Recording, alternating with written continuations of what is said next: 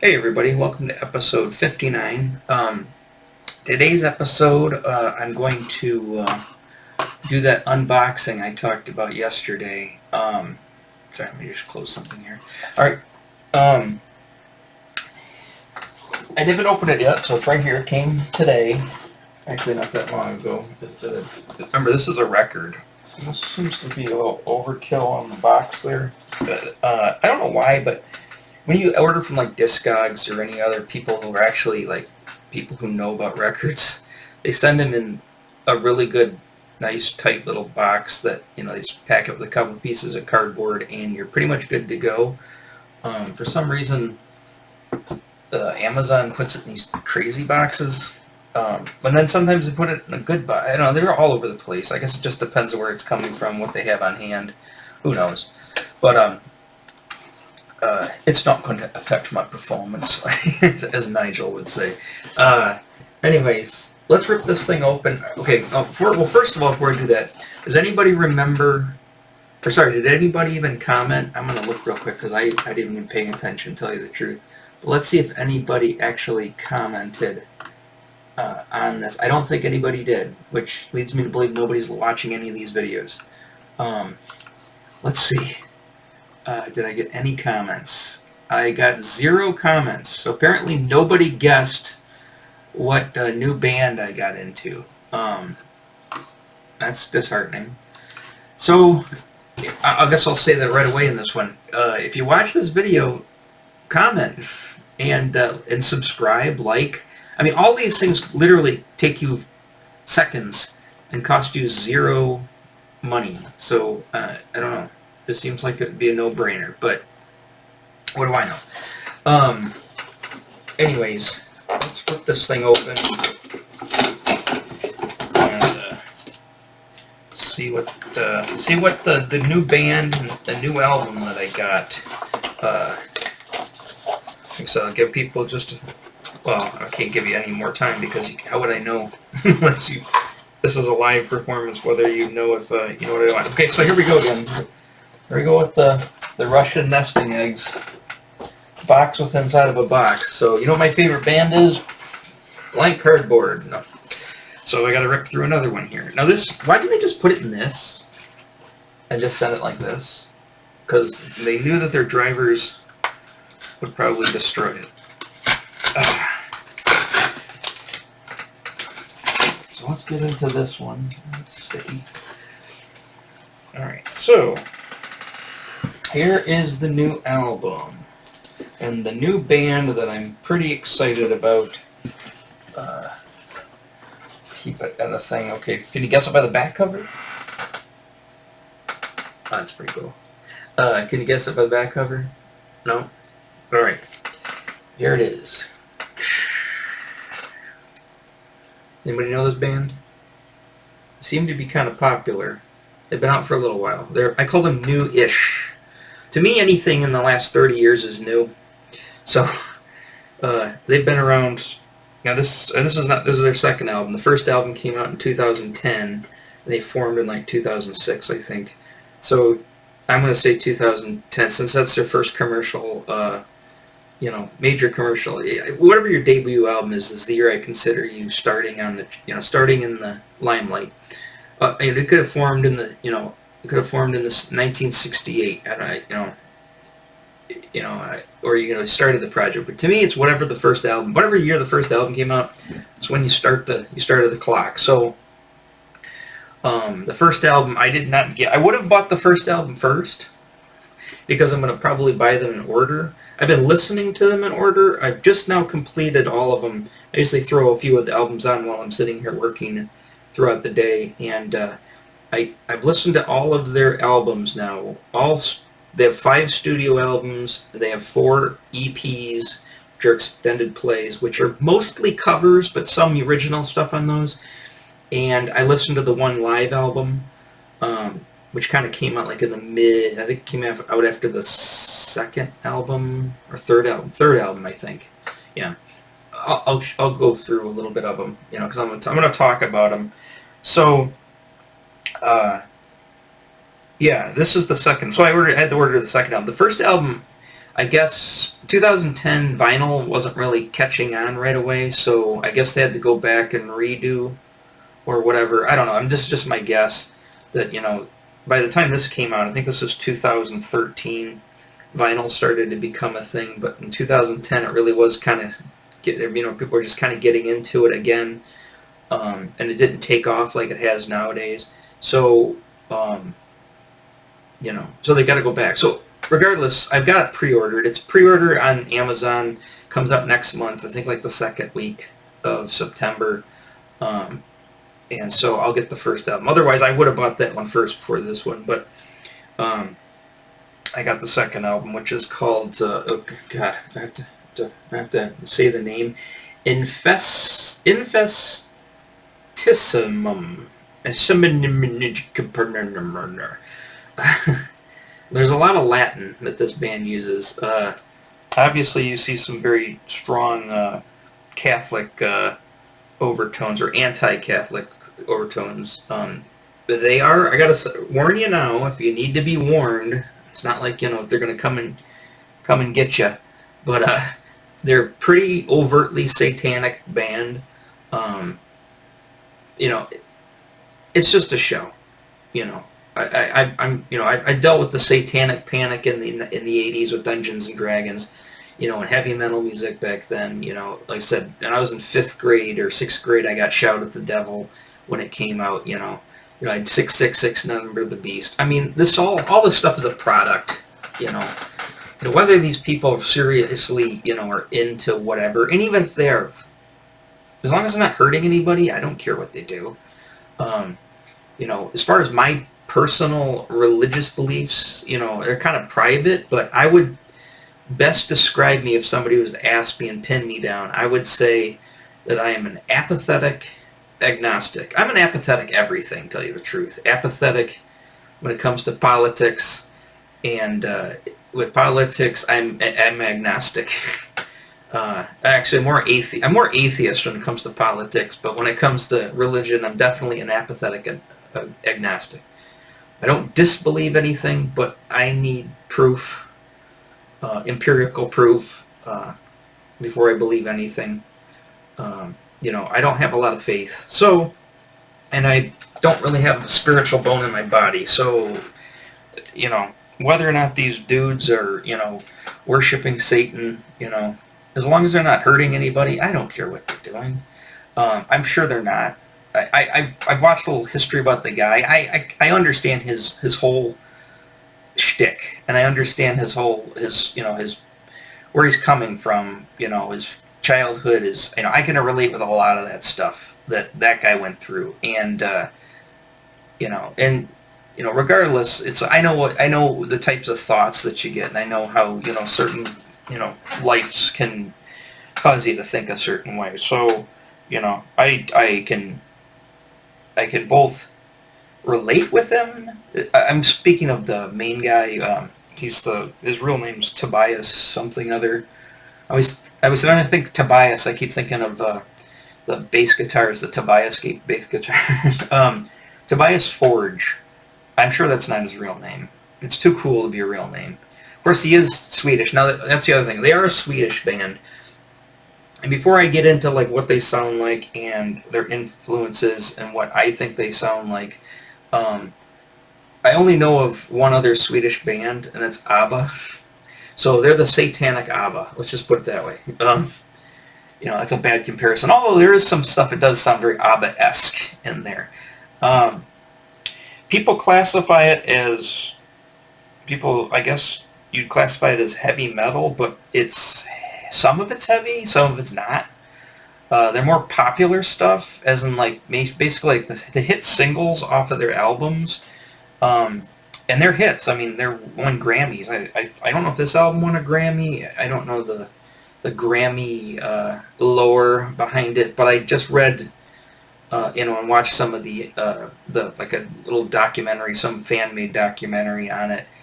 As long as the guy's truthful in what he's saying, it's there's some Grammys involved. I know they were, they're pretty popular. I've never heard. It's funny, they've been out since 2010 pretty much, and I've never heard them until now. I may have seen the album covers. I may have even seen pictures of the band or whatever, but I'm so uh, out of the loop when it comes to anything new, and everything just kind of just I just see it as a sea of just new, and I don't like it. So it takes some real getting. You gotta really something's really got to push my buttons to make me even look twice. And with this band, how I discovered them was it was just a few weeks ago too. I was I was with my son. We went to the guitar store.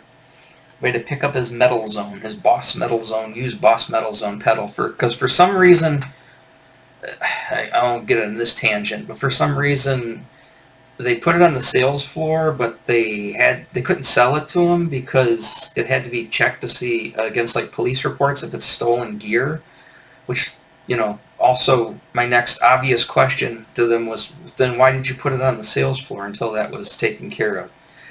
You got an 11-year-old kid, he's heartbroken because he can't buy something that he saved his money for that he wants, now he has to wait a week. I'm getting sick of everything, tell you the truth. Anyways, so we went there. This was the week later. We had to go back and pick up the pedal, and and like I said, it's a city over. It's in Saginaw, and I don't own a car, so I had to get his grandpa to take us over there. So I got to bum rides from people to go over there because otherwise, outside of his guitar lesson, which his grandpa will take him to if his mom doesn't take him, and I'll usually go with him if his grandpa goes. I can't get over there very easily, so he had to go back over there. Luckily, he had a doctor's appointment, so we had some time. He was going to be over there, so he dropped us off, and we went there, and then we walked over to the mall, and we were going through the mall store, went to hit the Hot Topic, hit that stuff. So we go into Hot Topic, and I'm looking at the T-shirts and looking at stuff like that, and I probably saw this band, but like I said, this wall of, I don't know what the hell, this is all, I'm on an alien planet, I'm a stranger in a strange land, and I don't know what's going on. It's, they have an Iron Maiden T-shirt, that's about, Metallica, right? But, all this new stuff, I mean, I know like the Gorillaz and stuff like that, my son listens to them, and there's a lot of anime stuff that I'm vaguely aware of what most of it is, vaguely. So, anyways, so we go there, and then we go over to FYE, and I'm not a big fan of that store, but anyways, we go in there, and they've got a lot of reissue or new vinyl, and some somewhat obscure stuff. Obviously I found one of these albums in it, so that's how, and it doesn't, even though this is a big album, I haven't seen any of this band at Walmart. Did I say the name Ghost, by the way? I don't know if you can read that. But yeah, the band's called Ghost. Most people, excluding myself, probably know who this band is. Well, I know who they are now, but anyways, we go over there, and I went, wow, they had some reissues and stuff that they don't normally carry at like Target and Walmart. And I was like, huh. And then I looked at this album. It's not this album. I looked at an album at the exact same time my son looked at it, and we're like, who's that? And it was, I'll show it to you when I get to their albums and stuff, but it's their newest EP, which I don't know if anybody knows what an EP is. It's called This is an LP, a long play record, which is just a standard record. It's usually more than 5 songs. An EP is called an extended play record. Now, EPs, sometimes they're 10-inch discs, which are cool, but this one was just a regular 12-inch disc, but it only has 4 songs on that album? 4 or 5, I can't remember. I think 5, maybe, on this album. This new one is called Phantomime. Again, I'll show it to you when we get into the albums here. I'll show you on the screen. But what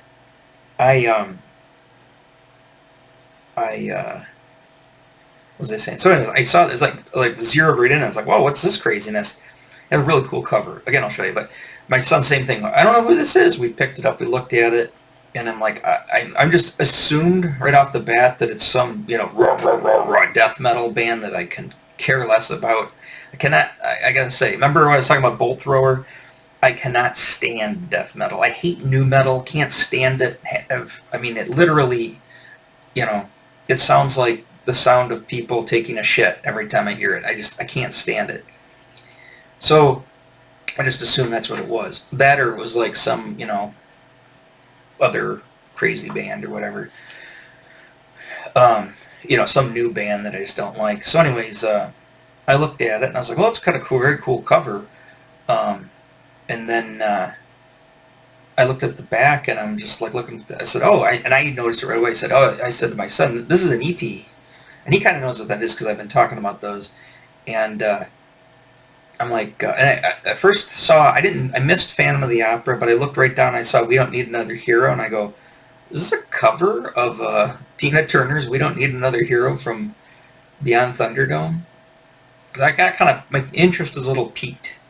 And then I saw Phantom of the Opera, and I go, that's an Iron Maiden song. This is an Iron Maiden cover? Because I know that EPs a lot of times have a lot of covers on them. And I was like, oh, well, I'd like to hear this, but I didn't want to spend the money at the time. So I was like, maybe I'm going to keep my eye on this. Well, I kind of forgot about him the next couple of days. My son didn't. My son went in, lock, stock, and barrel. And he said, yeah, it's an Iron Maiden cover of Phantom of the Opera. Now, Phantom of the Opera is off, I believe, the first Iron Maiden album. And like I said, I am not a huge fan of the first two Iron Maiden albums, the pre-Dickinson albums. But I know some of them on there. I just don't listen to them. I had them at one time, but I never really listened to them that closely. Pretty much for me, it was Number the Beast was the beginning album. So, so anyways, I was, Phantom of the Opera. And I've heard the song live a bunch of times when I've seen them live and stuff. So my son's like, and he, of course, within minutes, he can already play the song on the guitar. Solos and the rhythms and everything. It's just like, oh my goodness. So, I'm extremely proud, obviously, but at the same time, just like, how does he learn this stuff so fast? Anyways, I was like, that's pretty cool. So then he played me like the video or the song on YouTube, and I was like, oh wow, he's definitely doesn't have a raw voice.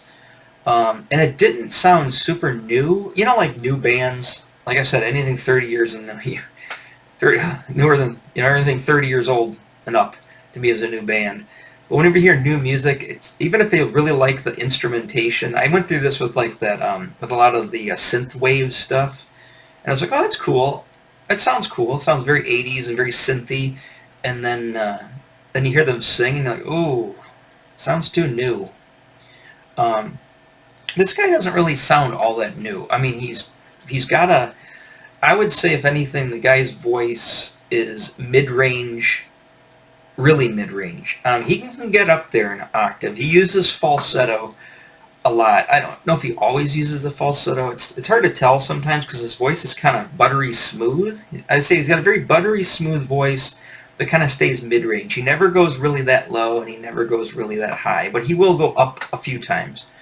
So he seems to be very comfortable in a certain register, which, I can I have a terrible voice, but I can relate with that because I know my lane, and I have to go falsetto to get out of that range. And he seemed like he can naturally get out of it and then also use falsetto slightly. Like, it's like, I would say his falsetto knob in his throat is only turned up to about 20%, 25%.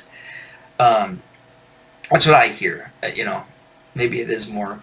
But, so his voice is good. The instrumentation is, for the Iron Maiden song, spot on, without being super derivative. So I was like, okay, these guys can play, and the guy can sing, and I like the imagery. I like the whole, what they got going on. I like this, like, anti-Pope character with the skull thing. I think that's cool. I mean, it's a little derivative, and it's a little cliche, but at the same time, it looks cool, I mean, it looks neat. So I was like, okay.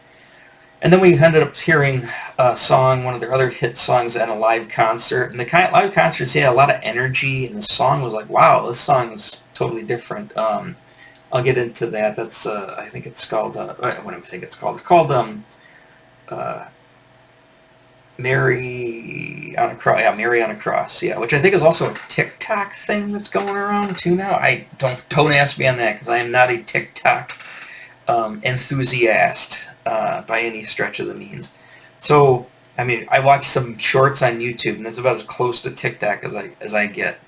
Um, but yeah, so I wanted to get into this band, or at least I wanted to give this band a try, and I still was not sure about them. I was like, oh, I don't know. I looked up how many albums they had, looked up how far they've been around, how long they've been around, and I watched a couple of videos again, and I was like, okay, I'm gonna give them a chance.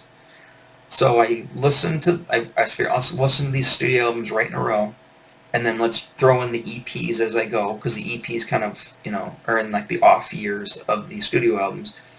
So I started listening to it, and after the first album, I was like, I'm pretty much sold. Let's keep going. Then I hit this album. Now this album, the what's it called? Infestissumam, I cannot say it.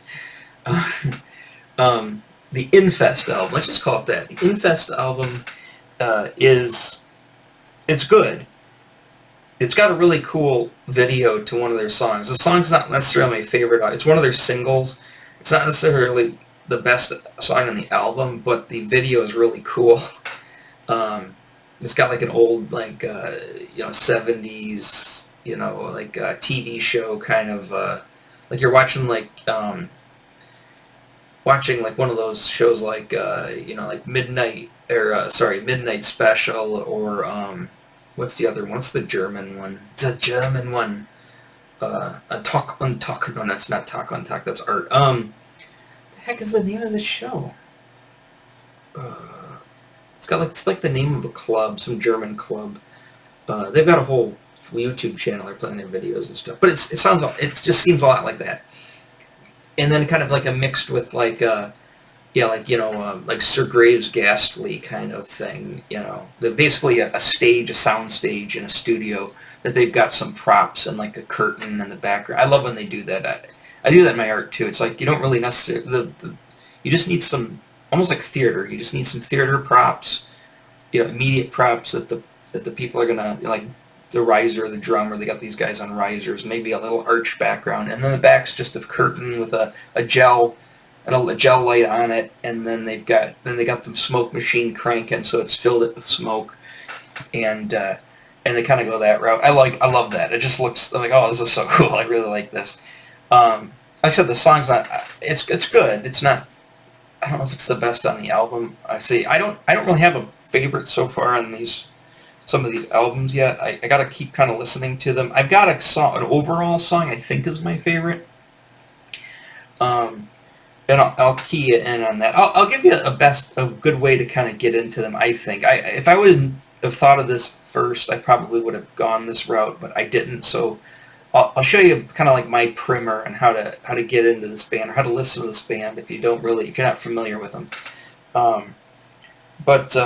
This band's definitely more mellow than the first album. I think I think some of the fans of the first one thought it was like too much of a change, but it still sold, a lot, and it was still more. I think it sold more than the first album, but they kind of criticized it a little bit, being a little bit more mellow or too prog rocky or whatever. And I like prog rock, but so I gotta say,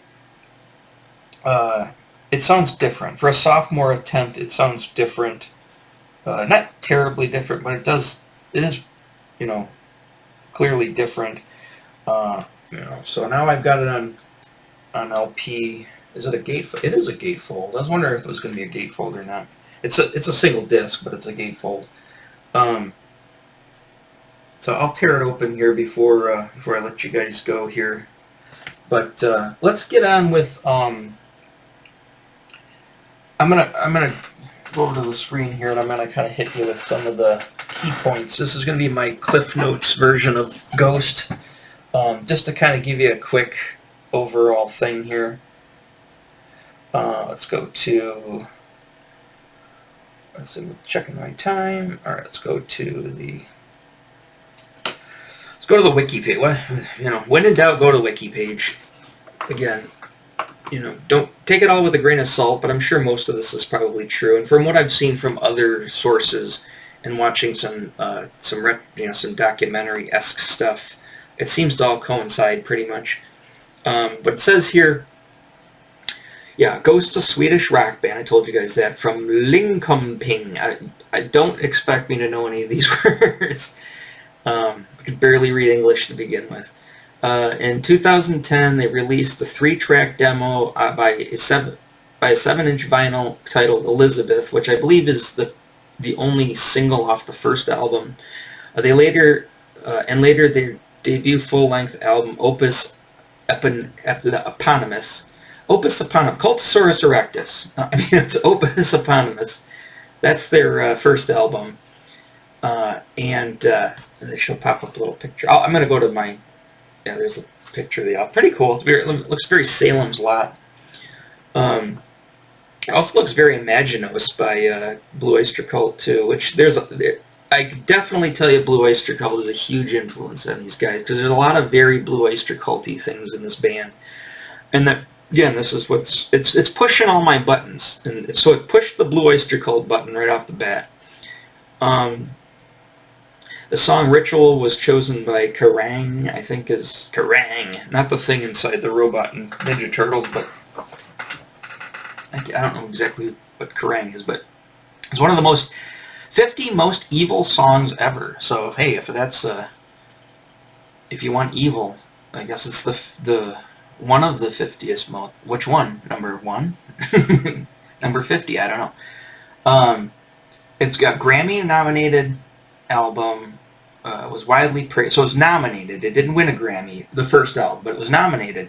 Widely praised as significantly increased their popularity. Okay, yeah. Second album and major label debut, Infestissumam. There's the word right there. Read it. Infest. Let's going to call it Infest. Not incest, but Infest. Was released in 2013. Debuted at number 1 in Sweden. Pretty much, it seems like... And same thing with looking like Iron Maiden, right? Iron Maiden debuted number 1 in the UK back when their albums were in the 80s and stuff. So clearly, the rest of the world, especially Europe, really doesn't. I mean, they have pop music, but I think they really like their hard rock and metal bands. All of pop music here in America is so predominantly hip-hop or quasi-hip-hop or whatever it's become. Your Billie Eyelashes and your Taylor Swifts and all that stuff. I don't like any of that stuff. I personally hate it. I don't, if you like it, it's all subjective. It's all, if you like it, more power to you. I don't personally like it. I think that, I think the modern mainstream music to me is dead, and that's why I give so little chances to anything that I see that's newish, just because I know I'm going to get burnt, right? Sometimes I don't, and this time I didn't get burnt, and this time I found something. But I can literally count on one hand all of the bands that I really got into in the last, I'd say at least 20 years. As far as we're in this genre, and it's not many. Wolf Mother was one, which I was briefly in, then I kind of lost track of them the next year. I think they came out with the second album, but I kind of lost interest in them by then. I didn't dislike the first album, but I lost interest in them by the second album, if it even came out. I don't know. I'm assuming they have a second album. I never looked. I kind of got into The Sword, just briefly. I think the one album at the time, 2006, 2007, I think I got into the Sword album, but I couldn't tell you a song off that album. And so I know they've gotten more because I've seen the Sword albums at the record store and stuff, but I should go back into them, but I don't know. I kind of got into them, but didn't really get into them. After that, I think I was done with new music for the most part. So that would have been, late 2000, late aughts. I think there was a brief period like 2005 when there's a lot of like indie lo-fi bands that I kind of like Interpol and the Killers and stuff like that. And oddly enough, for some reason, the guy in this band, this Tobias guy, or whatever his personification on his live shows, he kind of reminds me of like the undead satanic version of the Killers. Because the Killers have a lot of high energy, and it's kind of like a short-ish, kind of skinnier guy with like a cool jacket, and he's a lot of, the way he moves and stuff on stage reminds me a lot of the guy from the Killers. At least the one incarnation. There's the anti-Pope version where he stands still a lot. He doesn't move around a lot. It's the same guy. It's just if he has different characters. I think it even explains it in here. Like I said, I'm not going to go over the entire... I'm just going to read you this brief part here, or go through this brief part here, and I'll talk about the albums. But otherwise, the history, the formation, go ahead and read all that.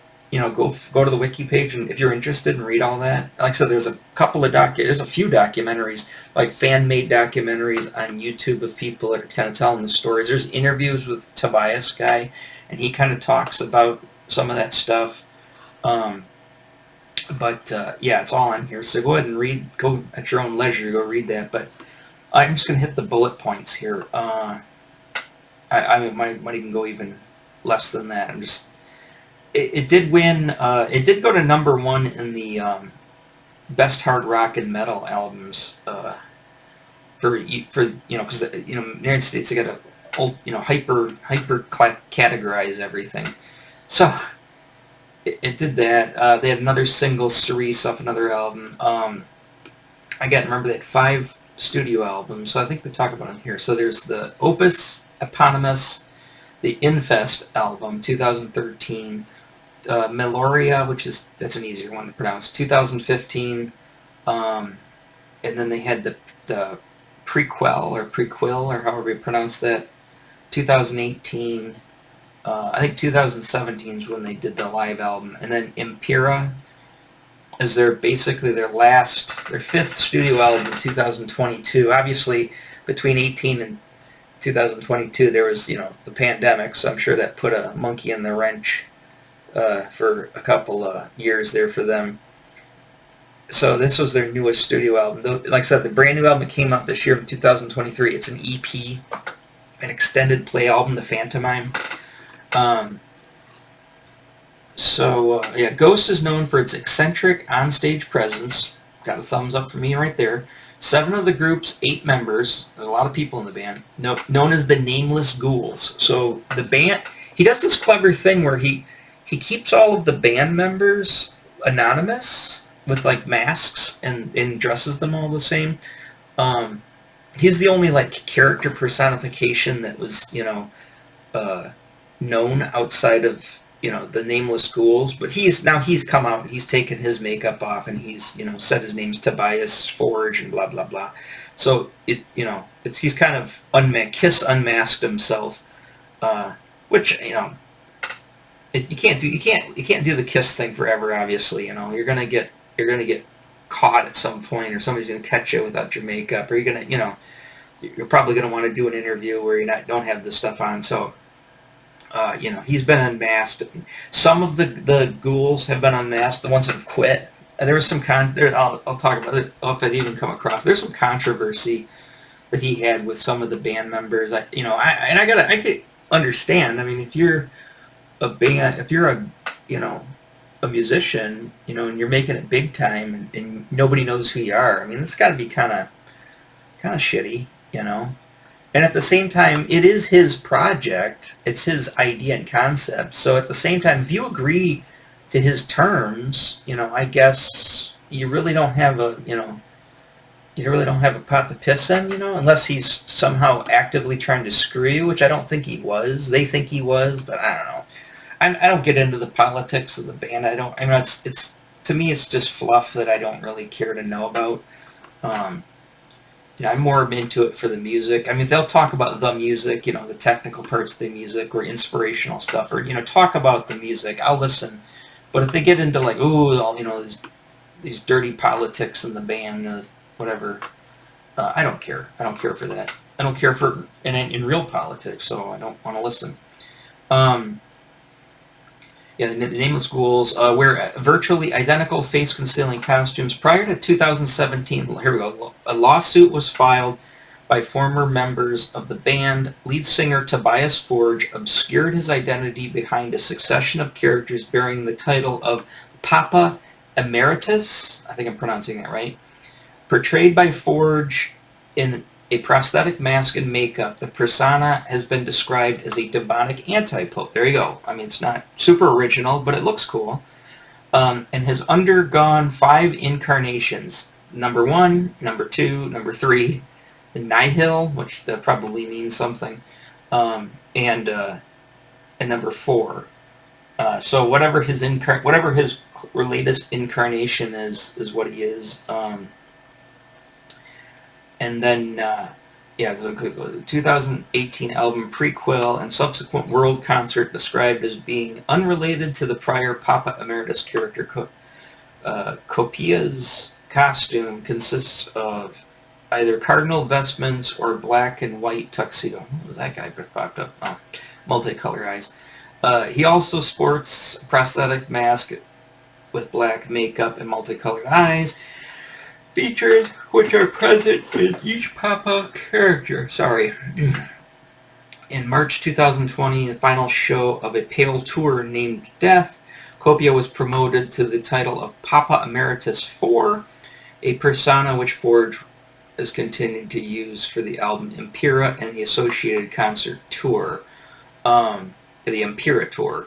Now, it is kind of weird because like I said, I just learned about this band a few weeks ago with my son, and I was talking to my friend, which I hadn't talked to in a few weeks, one of my good friends, and he says, "Hey, Tim," he says, "you know what band you should get into?"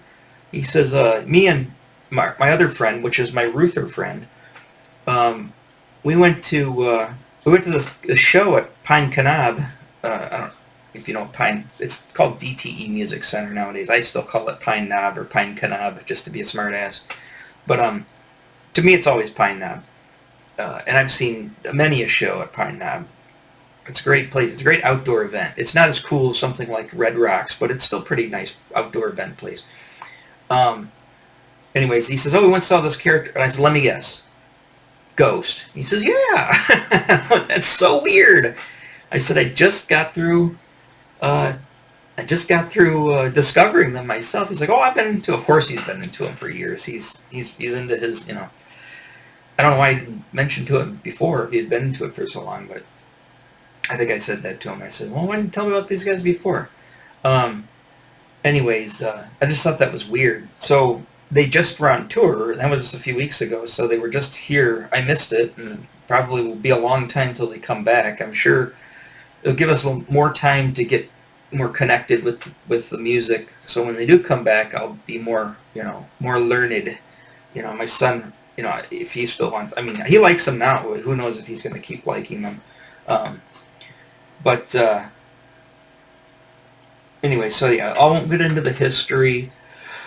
I will keep going, sorry. Here's another kind of staged presence. How cool they look. That's like a small stage there. So that's like the Pope, anti-Pope, the Papa whatever, Papa Roach, Papa Boner, whatever his name is, the original guy, or the first couple of second, third incarnations of him. They also, I should have pulled it up, but I also did a little research about these guitars they're playing. This is a Swedish company, something with a lot of umlauts is the name of this company, the umlaut guitar. So anyways, which is very bluistical. They make these guitars. They're not super expensive. They can get up there. I think they have I think this particular guitar the guy's holding is in the $700 to $900 range. So it's high intermediate, or low pro. Low pro. Okay, there you go. Yeah, high intermediate, low pro price range guitar. I think the bass player is playing a regular straight up P bass. I guess his main guitar that he uses when he writes his songs is an SG, black SG. I like the SGs a lot too. And I thought about getting an SG bass because it's a short scale. But I think the other guy's playing an SG. Oh, they make another guitar that's SGS. But you know what they also make, which is expensive, but I think would be really fun to play for bass, is they make an 8-string bass. Now, not one of these stupid new metal, 90 neck this wide, and blah, blah, blah, blah, you know, spazzing out, shredding bass. No, it's like a 12-string guitar. Now, they have 12-string basses. The guy from Cheap Trick, Tom Peterson, plays one. It's got 3 of the same strings, right? And I think they're tuned the same, or just, I don't own the 12-string. I can't remember how they tune them, but they're tuned, I don't know if they're 2 different octaves, it's the same octave. But basically, you're not playing each of the 8 strings. You're playing 2 strings at once, just like a 4-string bass. And it gives you a very chorusy, very full, multi-bass sound, like 2 basses playing at once. It's got a really cool sound to it. It's really good with the pick. That's why Peterson plays the pick. It almost plays like a guitar. I saw it looks really cool, and I saw it on there. It's pricey. It's like $700 or $800, but it's not. It's out of my price range. But I'd like to play. I'd like to try one. It'd be fun. It'd be cool. Supposedly, Guitar Center carries these. like I said, it's a Swedish company. But they're available in the States. Sweetwater, I think, carries them. So go look up them. They're called... I should have wrote it down. I want to call it, like, Jotunheim. That's what it's called. So what do we got on timer? 41 minutes. All right, so let's go. Let's just skip down to the good stuff. Musical influences. I read this. This doesn't really give a good... They say Black Sabbath, Judas Priest. Yeah, of course. Iron Maiden, like I said, I hear a lot of Blue Oyster Cult in it. There's a lot of Pink Floyd in it. There's a lot of like Ventures, like swing surf music in it. I hear a lot of that, especially in the older stuff, especially the album that I got on the Zombie. Which track was it? Zombie Queen. Yeah, Zombie Queen's got a lot of almost like a swing surf music feel to it. I hear. I can hear some Rush in there. I can hear a lot of Genesis. My other buddy was saying it sounded to him like a lot of Steve Hackett guitar playing. And I agree with that.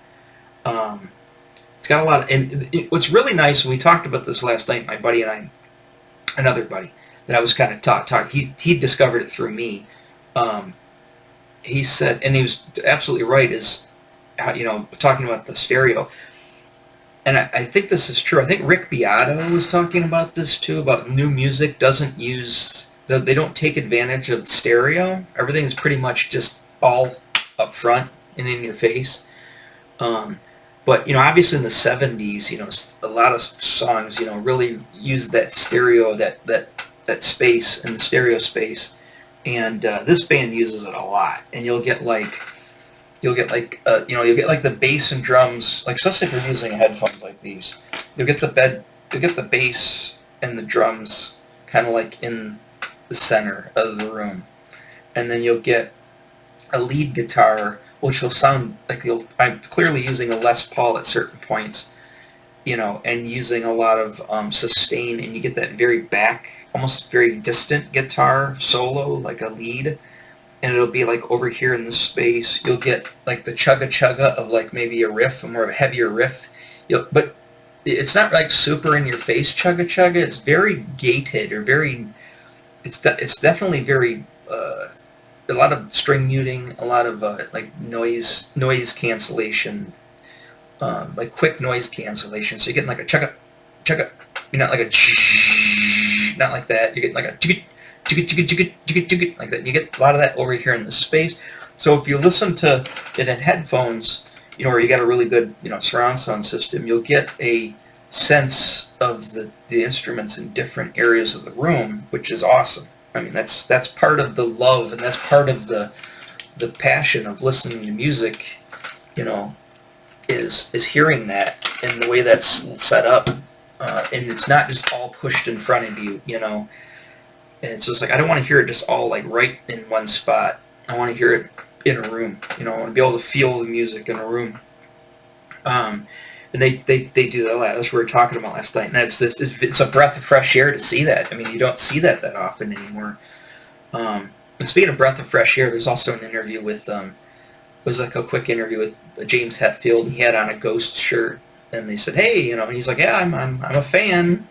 And he says they're a breath of fresh air, and he's absolutely right. They are a breath of fresh air. Um, and I also think, if you know who Greta Van Fleet is, you know, everybody considers them a Led Zeppelin clone. And I agree with that statement for the most part, although, you know, I do hear some Geddy Lee in there, and I do hear some other influences in Greta Van Fleet stuff. But this band, you can't, you know, even though they got like a personification like an Eddie from Iron Maiden, they don't sound like Iron Maiden. They don't wear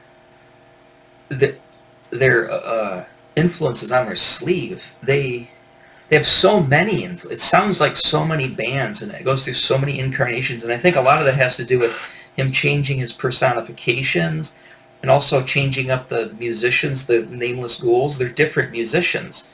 You know, I think they're more than just session players. I think they're like, he just hires different musicians, and so everybody's going to bring a different thing to the table. And some of the guitar playing is just very far and very completely different from each other. Drum styles very completely different. Bass playing's different. So they're not really wearing their influences on their sleeve that much, even though it seems like they're. I would equate a lot of the stuff like the theatrics, obviously like Alice Cooper, you know, Kiss, you know, even, you know, modern. I can't stand Slipknot, but like Slipknot does that with the costumes and stuff, but he's almost got like a feel of, especially with like the Satanism, he's got a very feel of King Diamond. He doesn't sing like King Diamond does this crazy falsetto and does this crazy low thing, and he bops back and forth. Especially if you listen to the album Abigail by King Diamond, it's all over the place like that.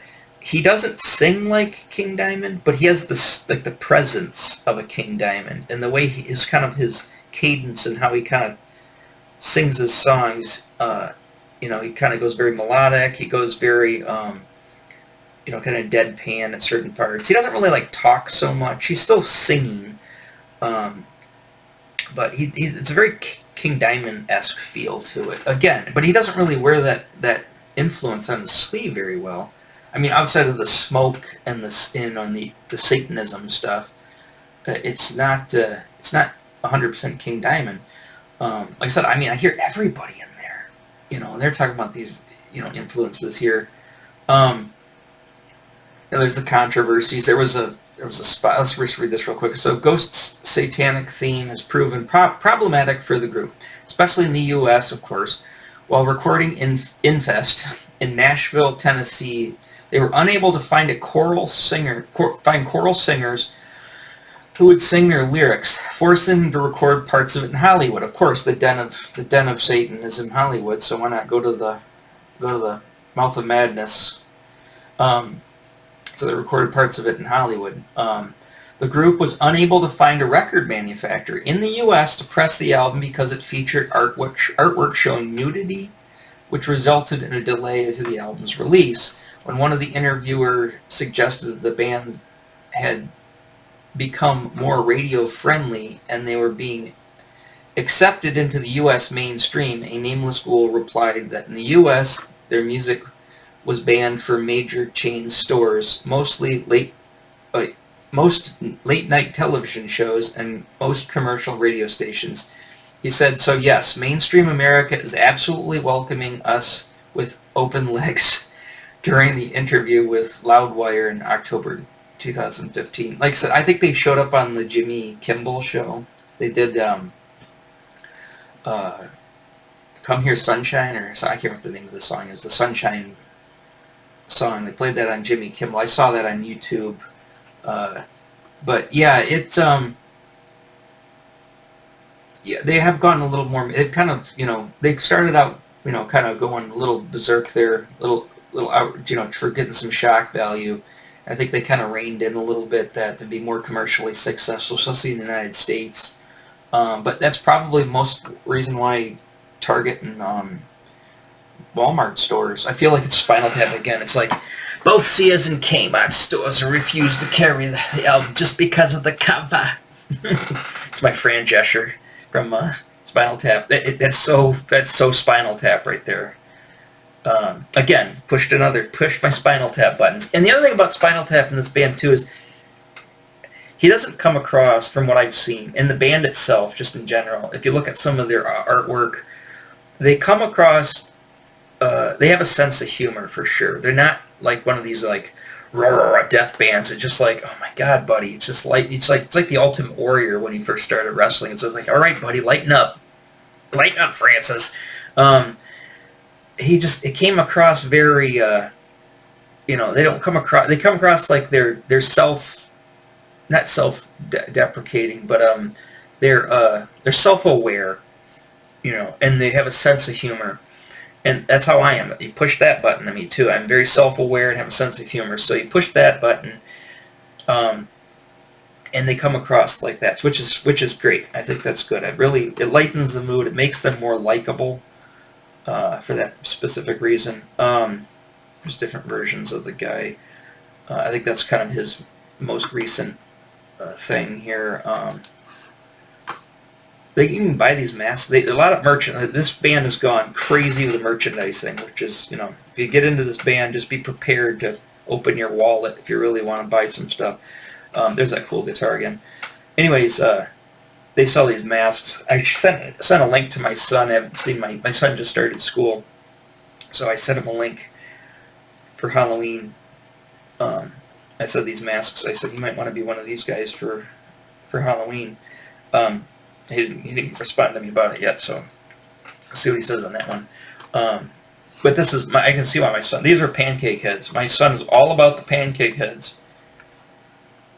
So I mean, this literally like if you go on his his YouTube channel and watch his thing he did.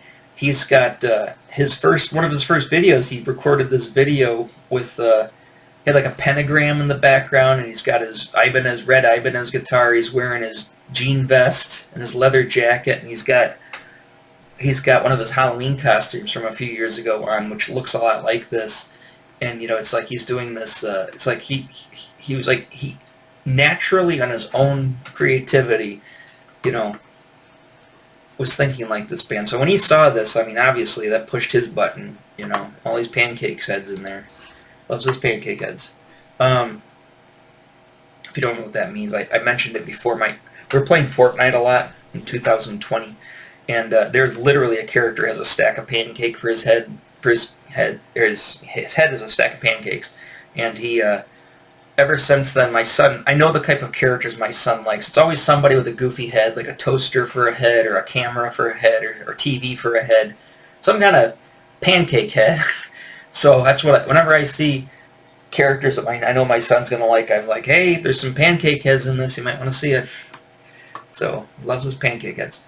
Known members. So there we go. Give some names, some recognition to some of the characters. Like I said, there's multiple bass players.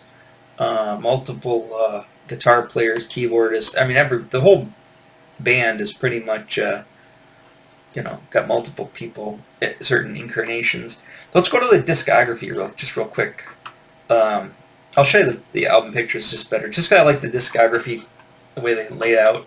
So here's the 5 studio albums, and then they give you the years somewhere. Maybe they don't give you the years. Oh yeah, the years are in here. Gives you the release dates and whatnot. And then you've got the one live. They have one live album, and it's great. I listened to it. I'll have to get it on vinyl. Sounds like a fun show. I mean, it sounds like. I mean, I get the impression of like a Blue Oyster Cult show, or even a Live After Death from Iron Maiden. It's in California. I think it's in San Francisco. I don't know exactly where, but it sounds. It sounds pretty nice. It sounds like a lot of fun. I kind of regret missing the show that just came around because I didn't know it existed. And here's the EPs, the extended plays. You got If You Have a Ghost. There's the cover of that one. Pope Star. Pope Star's got... Okay, Pope Star has... I think my favorite song so far is Square Hammer. It's definitely like, I think, their second most popular song, and I hate to say, I don't want to be like, I don't want to be like the other NPCs and like the most popular stuff. I've got to find the most obscure song in the album and think that's the best one because I play with models and I don't play with toys and no. It's second best song next to, I think, the one from TikTok. I think it's the second best song for a reason. So I'm not going to argue with what most people have already figured out. It's one of their best songs. And that's off Pope Star. There is a single for that on LP. There's only 1,000 of them made. I looked at Discog. People want like $500 for it. It's a very limited run. It's weird that they did that, but I love the CD. I love the 7-inch singles. I said I want all the Iron Maiden singles with the sleeves. This compilation album, I don't think it's out yet. See, released September 12. Release? Okay. Oh, it's digital. It's only digital. The Message from the Clergy. It's their first best of, and it's, because they are essentially, if you go by the first album, they're essentially a 13-year-old band now, that's, you got to think about that in context. If I was into Rush pretty heavily in like 1986, 1987, you got to think to yourself, okay, and then when you listen to their old stuff, like the first album or like Fly By Night, you're like, oh, that's a long time ago. Yeah, that's 13 years ago. It's the same thing with this. You're like, it's 2023. They started in 2010. That's 13 years ago, almost 14 years ago. So I kind of feel like we're in the same thing. I think that this band will probably be my Iron Maiden of the 2020s. Meaning, Iron Maiden got big right around in 1983-ish, 1984 with me, and or Rush, and I think it's the same thing. I think everything else seems to be repeating itself as far as I got back into Masters of the Universe. And again, I'm living kind of vicariously through my son too. I'm reliving my childhood through him, but also on my own. And so, I got back into Masters of the Universe. I got a Return to Dark Tower. There's you've watched my videos. You know how many things that are just repeating themselves. So. I needed a band for the 2000. I needed a band to go along with this. It's like I'm getting to that age, meaning if it was 1983, I'd be 10. So going into 1984, 1985 is when I started to heavily get into music, right? So now I'm redoing that at 50. So the 2020s are my 80s Mark II. So Ghost's gonna be my Maiden of now. It sounds stupid, but it's just how I think. So I've got to have I'm gonna need my movies too, and that's gonna be hard to do until they kind of, maybe after this writer's strike, maybe things will clear up a little bit. But I need my movies. I need my cartoons. I need my my TV shows. There's some good TV shows, but anyways, going into this, I need to relive my 80s and the 2020s, so that when I'm 90, I can look back and go, oh yeah, I totally was into this in 2023. I was totally into that. I'll be doing my holographic YouTube channel.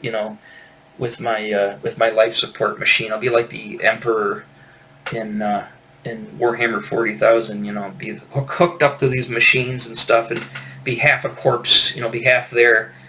In my room. My room will have all these tendrils coming down, and I'll be on life support and be, just be like a brain or something.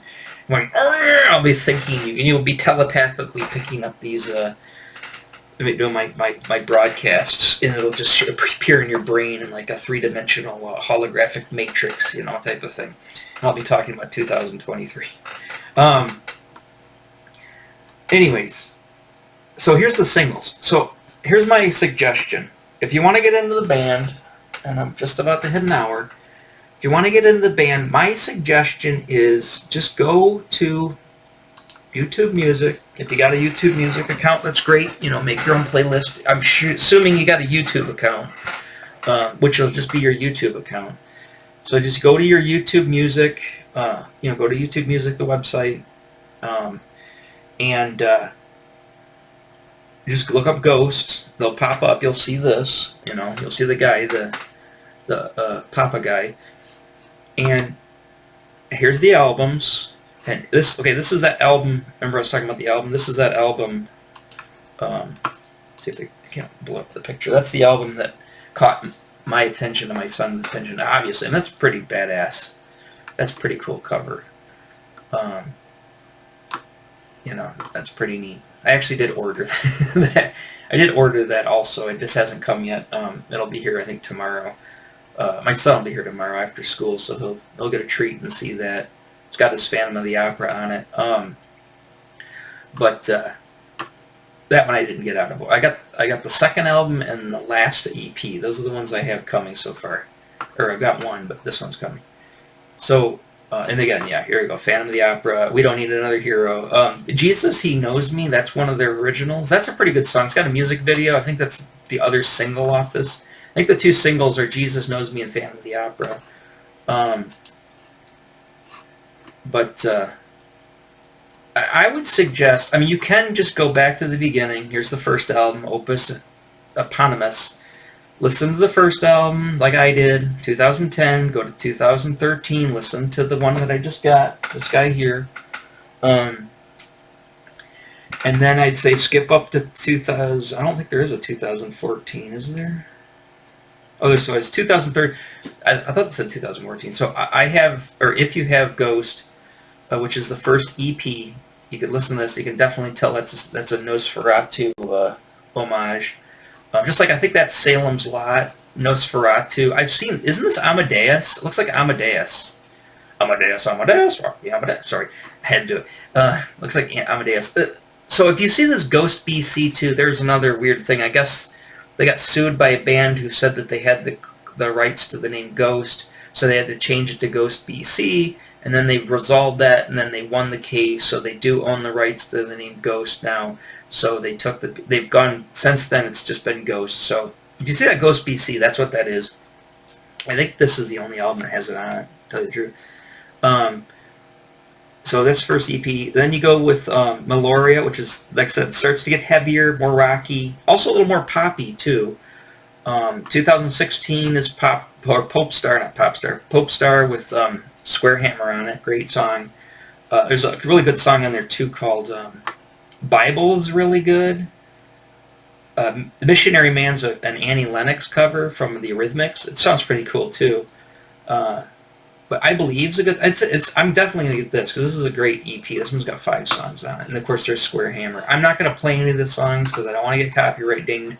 So again, it's easy to get. Just go on there and listen to this stuff. You want to actually hear what it is. So, and then we got, Meloria, then Popstar. Then 2017, I believe, is the live album. This one here, Ceremony and Devotion. It's their only live album so far. It's great. And then you go to Prequel, I guess is how you pronounce that. And then you go to Imperia, which is their last studio album. Message from the Clergy is a digital-only greatest hits or best of compilation, which has a lot of their hits on it. So that's an option too. You can just get that. Just download. You don't download. Just listen to it here. Listen to that as your primer. Your introduction, and then Phantomime's newest EP. Or just do this. Just go up to songs because they've got these in order by popularity. So just go to songs and just listen like the first 10 songs. Go Mariana Cross is the first song. That's their most popular. Then Square Hammer. Then Dance Macabre, great song. Spillaways, great song. Call Me a Little Sunshine, great song. Years You're Great. These are all the singles. Like when I was looking at the over here on. These are all the singles. From, it shows them in order by date. But yeah, these are all the singles. So if you want, easiest way, like I said, is just to go through and just listen to them. Like pick like the I'd say listen all the way up to maybe Kiss the Go-Goat, or maybe up to Phantom of the Opera. They'll take you to the news. Or Hunter's Moon's not bad too. Ritual's good. Just keep going. Just listen to them. No, these are all in order by popularity. So just go through and listen to them all. Some of them have videos. Most of the singles have videos to them. So just watch the videos if you want to. That's your MTV right there. That's my suggestion if you want to get into them. If you don't know who they are, if you want to give them a shot. Obviously, people who know who Ghost and are fans of them already know all this stuff. So that's what I would do. My closing on them is this. When I saw them and I saw kind of their shtick, it reminded me of two things from the 80s. And I don't really want to play them because I don't want to get copyright dinged. I'll just play this very brief second of them. But you remember the show It's Your Move with Jason Bateman? It was a sitcom. Didn't last very long. And they had this episode with the dregs of humanity. I guess I won't play the music. But they open up and they've got their puppets because I guess they were supposed to hire a band for like the school talent or school party or school dance, and they didn't do it in time, so they just they played like an album and they just made up these puppets which looked like just cloaked basically nameless ghouls, and put them on the stage, and then the one guy was using strings to work them all. It's pretty funny, but that's what that reminds me of. He's in the back. He's got the soundboard, and he's using his little goofy friend, and the dregs of humanity. That's what that reminds me of. It also kind of reminds me of an episode of Galaxy Rangers. I'm going way back to the 80s. I don't know if you remember episode of the Galaxy with the Psycho Crystal, the band, and of course the Galaxy Rangers had the Galaxy Ranger band to defeat them because it was all about bands, But there was this group called the Psycho Crystals, and they had like these cool like Casio style like synth guitars. They had these all white sheets on with these crazy almost Boba Fett like helmet things on with these headbands, and they were singing this rock music, and they're super popular. There's a double neck Casio, and I guess this like Evil Queen, was like. I can't remember the exact story, but they'd go on like this alien variety show. Like they're the new big sensation. This is like American Bandstand in space type of thing, and they're playing the Psycho Crystals or Dregs of Humanity. That's what both of the when I first saw Ghost, that's the first thing that popped in my head was Dregs of Humanity and the Psycho Crystal band. So I just wanted to share that with you real quick. Other than that, in closing. Because it's been an hour and 7 minutes. I said I was going to open this up, didn't I? All right, give me a second. I'll tear it open real quick. Try to do it kind of easy. That's why God made teeth. As I open a satanic album. But I know a lot of people keep their what do you call it? Their shrink wrap on their discs. I find that to be the most gaudy looking thing in the world. So I'm getting rid of this. It's got kind of almost like a matte finish to it. So there's the album, and then inside we've got a band photo. There's the Nameless Ghouls and Papa Roach, or Papa Boner, whatever his name is. Papa Cultosaurus Erectus. And then there's all the lyrics. I love it when they do that. They do the lyrics and the songs all right there. All the credits on the bottom. Let's take a look at the sleeve. It's probably just a black sleeve or white sleeve. Yeah, it says, oh, look at that. It is just a sleeve, but the record itself, I don't think I ordered a special edition, so the main record must be like this. It is transparent red, which is pretty sweet. I'm not huge. I mean, I don't like, I gotta have all the transparent albums, but when you get them like this, organically, or you get them, you weren't expecting it. Like, the only other translucent disc I have is Journey Escape, which is like a weird kind of pearlized look. But I gotta say, that's pretty cool. It's got a cool sticker on it. It's got their upside down cross symbol. which is very blue oyster cult. And then you've got your, I guess this is the image that was, the reason they wouldn't press it was because there's like a old like vintage like orgy scene, which it's just a dude, lucky dude with a lot of ladies all over him. They totally stole my idea. And my part of my comic that I do. This thing, a lot of my stuff in my comic that I do, a lot of it is pushing the buttons in this. So I think I might borrow a little of their mojo and throw it in my comics, my Patreon comics. But yeah, so there's the disc. I'm just trying not to. I'll run the microfiber brush over it when I throw it on the turntable. But for now, let's put it back in, and I'll switch this to a paper one. And I'm also, now that it's out, I don't put them back in anymore because I don't want ring wear. So I'll keep it fresh and put it in the bag. It's gonna smell the new record smell. It's like the old record smell. Oh, there's a little guy in there. What's in there? Oh, it's just that. I thought they were gonna give me a cool sticker or something. Throw in my base case. No, it's that. I'm sure they'll charge you $10 for a sticker to throw in your base case. So there it is. I gotta open up before I go. All right. Definitely gone over now. So yeah, I'll probably go in more in depth in this band, just like I do like Oyster Cult or anything like that. Every time I get an album, I'm gonna kind of share it with you guys, and I'll give you my thoughts on it. Kind of my little propaganda to kind of get you into the stuff. So if the band was paying me, that'd be great. I'd love some endorsements, whatever. Yeah, so. Subscribe if you like this stuff. I'm not going to continue to beg you, but just if you like this stuff, just hit the button. It's like you're going to see my face pop up in your feed more. Oh, by the way, I'm sure I'll do it with this one. I'm going to start making better thumbnails. I started to make a few with my Citadel miniature one, and like the base one, I got a little jokey one, a little comic I made. So I'm gonna start making better thumbnails too. So I'm putting a little bit more time in these productions as I go. So we'll see where it goes. Like I said, I got to get to 1,000 people to get monetized, and then I can start putting some more time and effort and money into these. So, all right, I will catch you tomorrow with whatever I do. Until then, take care. All right, bye-bye.